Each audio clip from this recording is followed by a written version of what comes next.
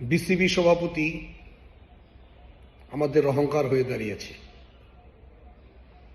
বুলবুল ভাই, আপনাকে স্যালুট।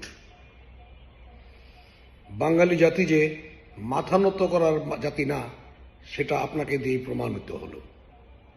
আপনি মাথা নত করেননি আপনার ভোটকে নিয়ে। বিসিবির সবাইকে সেই সাথে ধন্যবাদ, স্যালুট। যদি আপনার মতো আমাদের রাজনীতিবিদরা এমন হতো, কতই না ভালো হতো।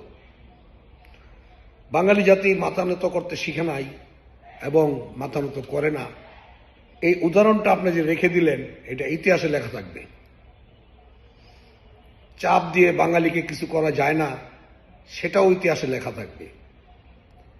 তবে আমার বিশ্বাস, আগামী দিনের রাজনীতিবিদরা আপনার মতো দৃঢ়চেতা মানুষ হবে, দেশের জন্য মঙ্গল করবে, দেশের মঙ্গল চিন্তা করবে, এবং আমাদের 16 আনা আমরা কিভাবে আদায় করে নিব বইয়ের বিশ্বের কাছ থেকে, তারপরে আমরা দেব, সেটা চিন্তা করব। ধন্যবাদ সবাইকে।